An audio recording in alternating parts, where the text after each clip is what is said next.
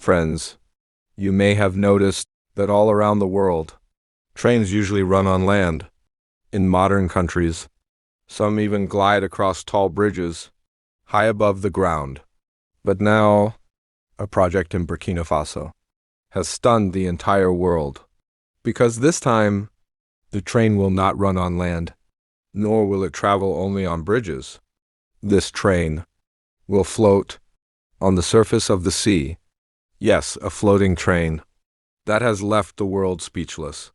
This bold idea was introduced by Ibrahim Traoré with one vision, that Africa will no longer depend on others, but rise on its own strength, its own courage, and its own resources.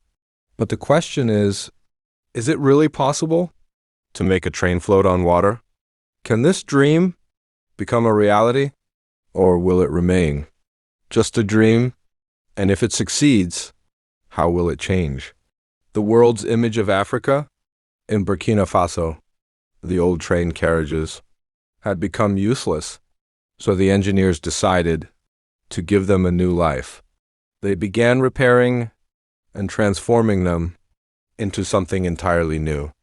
Each carriage was carefully mounted on boats, strong and balanced, with a sturdy vessel below, and the train coach above.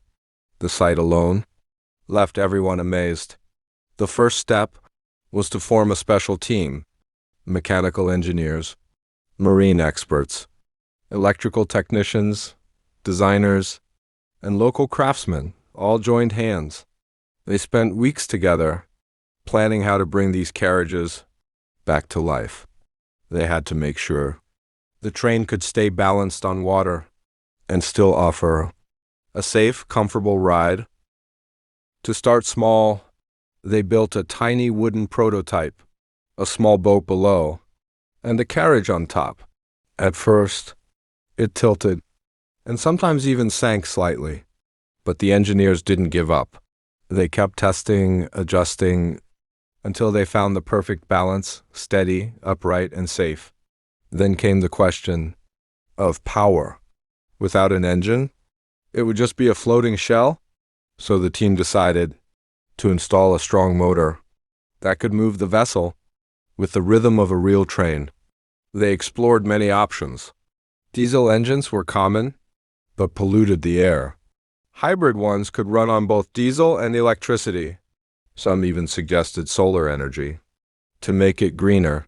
In the end, they chose a hybrid diesel-electric engine, powerful and efficient. The motor was fixed below the boat, while the carriage above was redesigned for comfort. Old, rusted seats were replaced. New cushioned seats were installed. Each carriage could now carry 60 passengers, and larger ones over 100. Some were made VIP, with air conditioning, better lighting, and wider seats. Solar panels were fixed on the roof to power fans and lights for safety. Every carriage had alarms, life jackets, emergency exits, and first aid kits. Even a small play area was made for children, so families could travel peacefully. It wasn't easy. Sometimes the weight caused tilting, sometimes the motor didn't fit, but after months of effort, they built the first full prototype. When the floating carriage finally touched the river and stayed perfectly balanced, people clapped, cheered, and cried with joy. They knew this could change their lives forever. Imagine what this floating train can do. Farmers, who once carried crops for miles, can now transport their harvest easily across rivers and lakes. Before, poor roads spoiled their produce. Now, the train will carry it swiftly and safely to the cities. Workers will save time. Students will reach schools far away. Women and children will have their own safe spaces for peaceful travel. Economically, the project is a blessing. It has created thousands of jobs for young people. Local welders, painters, and craftsmen are all working together. Workshops that once stood silent are alive again. The demand for wood, metal, and plastic has risen sharply. This single project has started a new industrial movement. At first, the world laughed. Western nations said it was impossible. They mocked it, saying the train would sink. But when the first floating train glided across the river, the critics went silent. Some said, "This is the new dawn for Africa." Others admitted that Burkina Faso had done what powerful nations could not. This is not just about transportation. It's about pride and independence. For centuries, Africa was told it could not stand alone. But today, this floating train proves otherwise. The project also represents unity. In the future, this train will connect cities across Burkina Faso and even neighboring countries, crossing rivers and borders. It's the symbol of a new Africa, confident, creative, and free. Burkina Faso is also turning old train carriages into community centers and marketplaces. Those same carriages that once ran on rails will now serve people in towns and villages. Engineers are cleaning and converting them into small shops and workspaces. There will be stalls for vegetable sellers, tailors, cobblers, and other small businesses.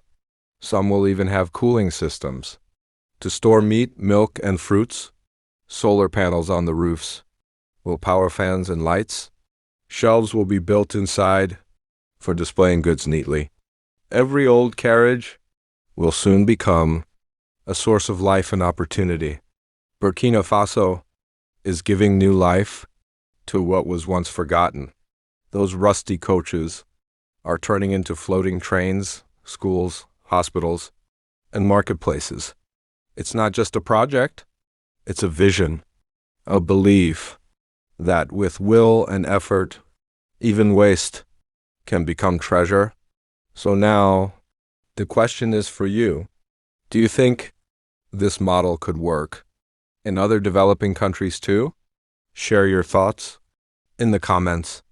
And if this story inspired you, don't forget to share, and subscribe so this message of hope, creativity, and courage can reach the whole world.